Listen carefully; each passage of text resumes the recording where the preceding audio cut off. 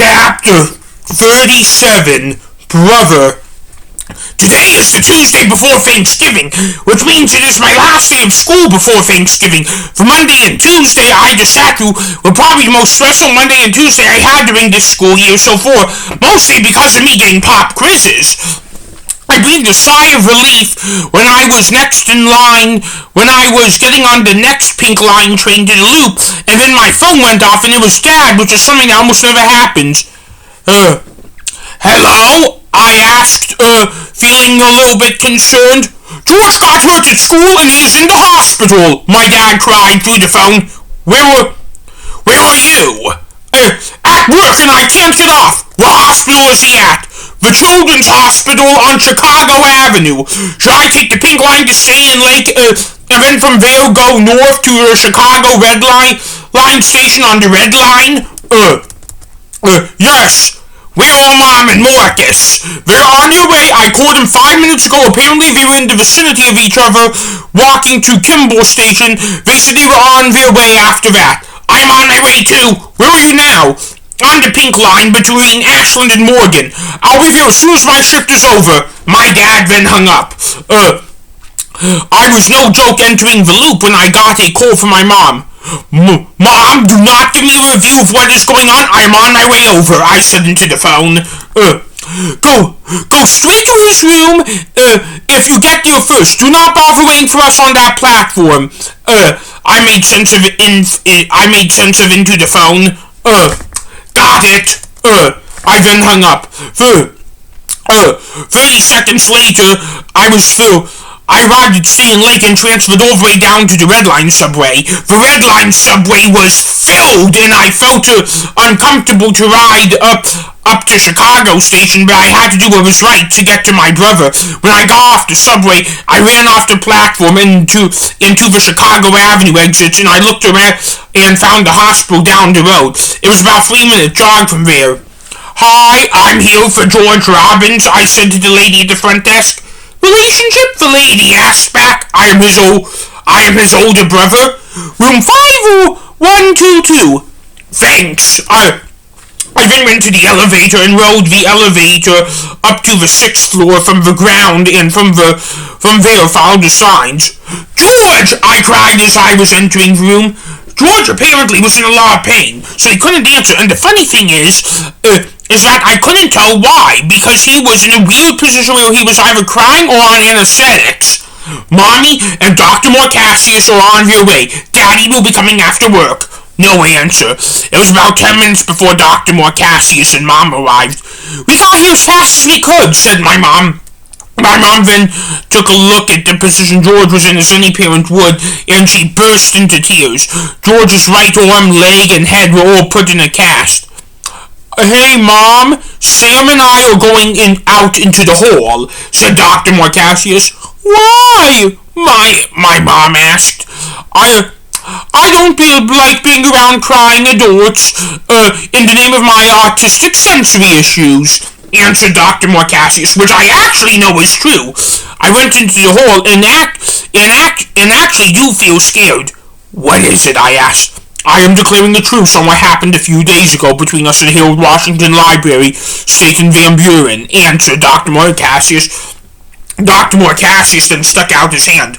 Apology accepted, I said. I then shook his hand. Did you hear anything about what happened? I asked. No, other than Dad was one who the school called when he got hurt, and he spread to Mom and Dad and me. Dr. Marcacius answered. I was on the pink line train leaving the loop, I responded. When you got the call? Yes. How long were you waiting there before we arrived? About 10 minutes. You had the shortest ride here, so I believe that. Did Dad say what time he was getting off of work? About 5-ish. Just then, we saw a doctor enter George's hospital room. What do you think you're doing? We heard the doctor yell from George's room. We then entered George's room. I am trying to cuddle my son, my mom said through tears. Get off him, and you are probably going to be unable to do that for weeks, said the doctor. No, my mom said. Mom, do as he says. I'm glad she listened when I told her to. What is wrong? Dr. Marcacius asked, because for once I think Dr. Marcacius was pretty concerned too. His right arm and leg are shattered and his skull cracked, said the actual doctor. How long will he need to be in a cast, I asked. 2 months, said the doctor. Will he need to stay here tonight? My mom asked. Yes, but I guarantee that he'll be able to come home tomorrow. He's just going to be in a wheelchair while he heals, said the doctor. Also for 2 months? I am afraid so. Then the doctor left the room.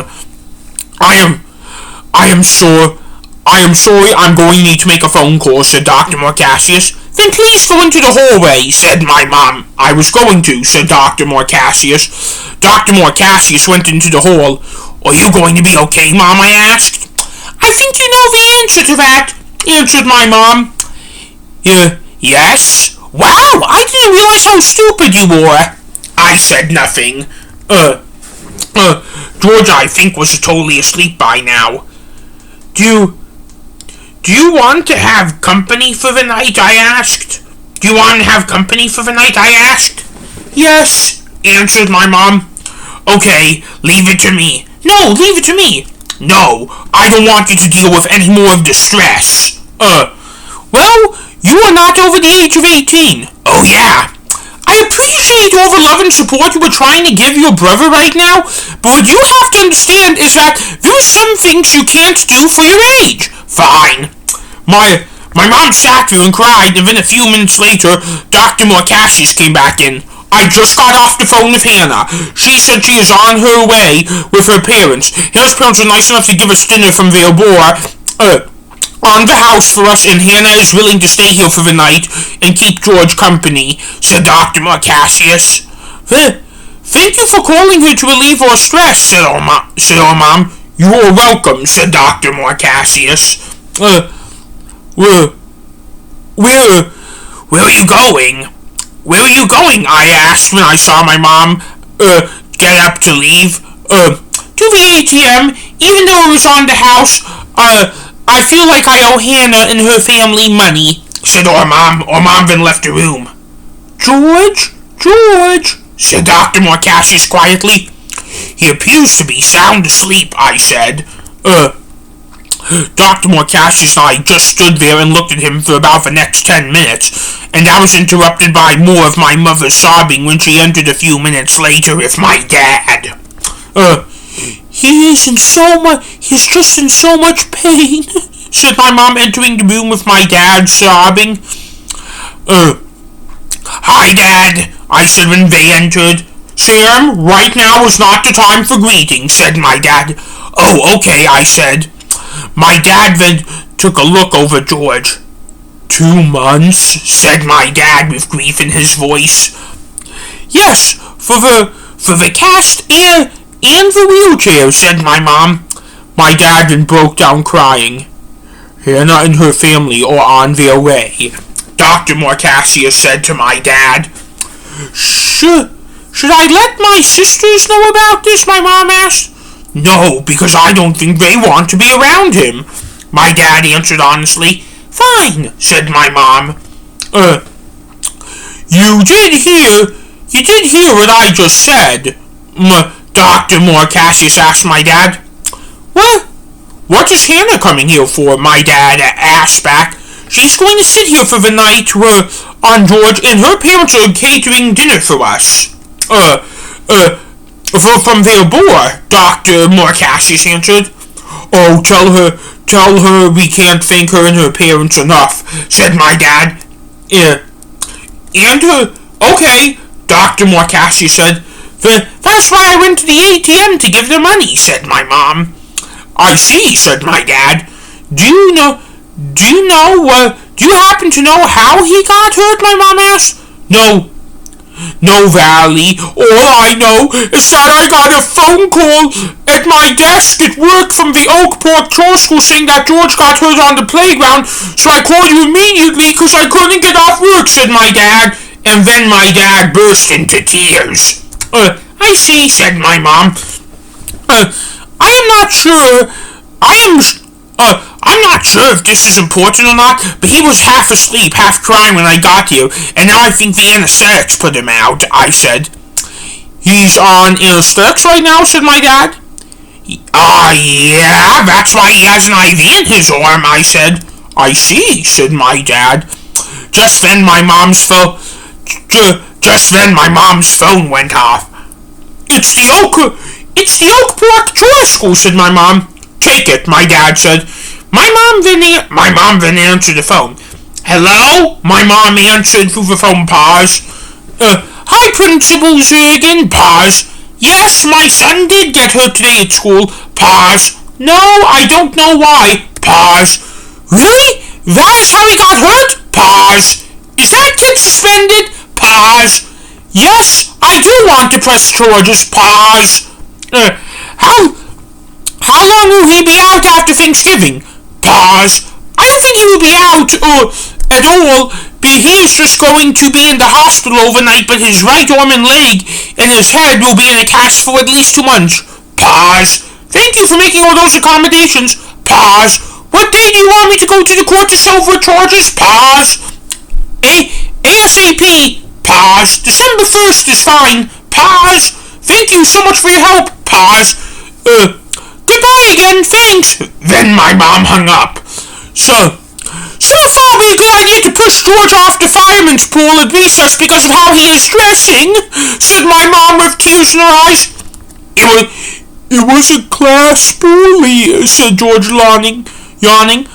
My mom was thrilled to see him up. How are you doing? My mom asked through tears. I am all the way better. I don't feel pain anymore, answered George. No, that's because you're on painkillers. Your right limbs and your head are going to need to be in a cast for 2 months, said my mom. What was the bully's name? My dad asked. He goes by Johnny, but I think his real name's John, answered George. That is the name the principal gave me on the phone. Why are you so curious about the bully's name? George asked. We're going to try and put him in jail for what he did to you, said my dad. Yay! Shouted George. Just then the doctor came back in. Oh, George, you're awake, said the doctor. What is the situation? I know about my right side of my head, but is there anything that needs to be done about it? Asked George. You're probably going to need to be in a wheelchair for the next 2 months. Can I ask you a question, doctor? My dad asked. Yes, answered the doctor. Is it possible to get the wheelchair to be motorized? My dad asked. Let me talk with your insurance, because that is definitely going to cost more, answered the doctor. But is the answer yes? My dad asked. Yes, answered the doctor. Then the doctor left the room.